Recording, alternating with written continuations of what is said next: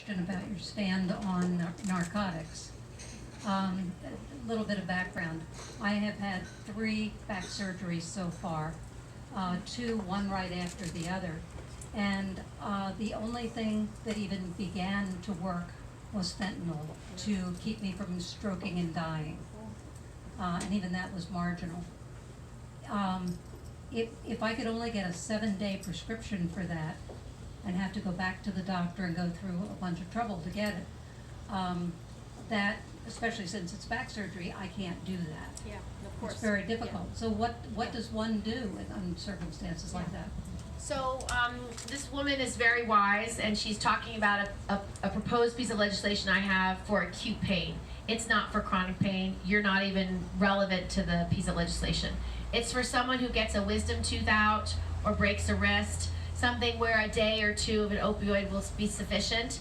And many states have already passed this law, and the CDC recommends it. And it's simply this: for our dentists, for acute pain, that we make a 7-day supply your first prescription. If you're someone who already suffers from chronic pain and have repeated surgeries, this isn't relevant to you at all. It's literally only for a first-time prescription for acute pain, something like a wisdom tooth extraction, a broken wrist, a pulled or sprained muscle. Because the truth is, a lot of the people in the medical industry were not fully briefed by the drug manufacturers about the addictive nature of many opioids. And in fact, one of the opioids that had a longer release, they created it purposely because it would be more addictive, but could tell the doctors it was less addictive. It just wasn't true. It was more addictive. We saw it in the documents from the Sackler family about Purdue Pharmaceutical. And so to combat some of these challenges, one of the ideas by the CDC was, if it's acute pain, first prescription, make it shorter, because if you send someone home with a 30, 60, or 90-day supply, it's going to sit in the medicine cabinet because that patient's not going to need it. And if the patient did take it for 90 days, they may well be addicted for life. And so it's all about giving guidance to doctors who I believe, and who we now know, were gravely misled by the drug companies.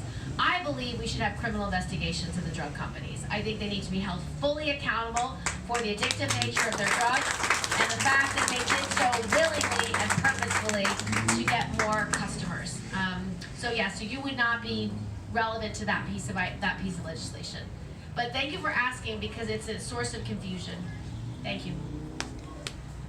I'm sorry to sound like I'm beating a dead horse, but my best friend died of ovarian cancer in Clinton County, New York last summer. And the initial prescription that her doctor was willing to write for morphine, because she had not been on it, because she did not have chronic pain, despite the fact that she was dying of cancer. The initial prescription she was written was less than a 24-hour supply of morphine.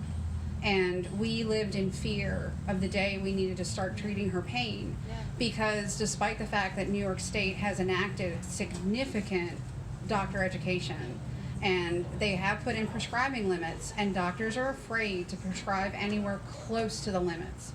She was enrolled in hospice. There was absolutely no question, but her physician was afraid that he was going to be. What was he afraid of? He was afraid of the state regulations and the DEA. But they're very clear. They are, but my own GP has actually stopped practicing medicine because of increased regulations being such a burden on his practice. Because if you have somebody who's on chronic opioid treatment, they have to have a plan to wean them off of it that is updated every year. There's just more and more paperwork, and the number of times he had the DEA come to his office because somebody did break an arm while they were taking some kind of maintenance dose of very low dose codeine to get them through the day. It really impacted his practice, and so he was unable to practice under the updated guidelines. And I'm afraid we're going to see more problems. We have such a hard time getting physicians up here in the North Country. Yeah. And I mean, I had to wait 2 months to get an appointment with my new doctor, who made very clear in writing that if I had wanted any prescription like that, he wouldn't have given me one. Well, that's no good. So thank you for sharing your story. It sounds absolutely frightening and horrible. We want doctors to be able to prescribe you all the medicine that you need. We don't want any regulation that makes it hard for doctors to prescribe you the medicine you need.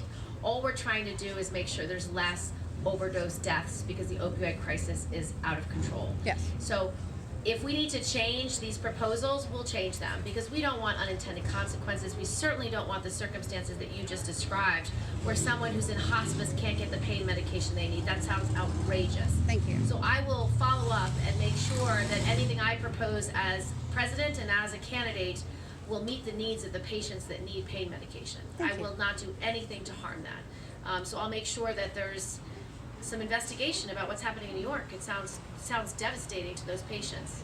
So I will look into that, and God bless you for bringing your question up. Thank you. Thank you.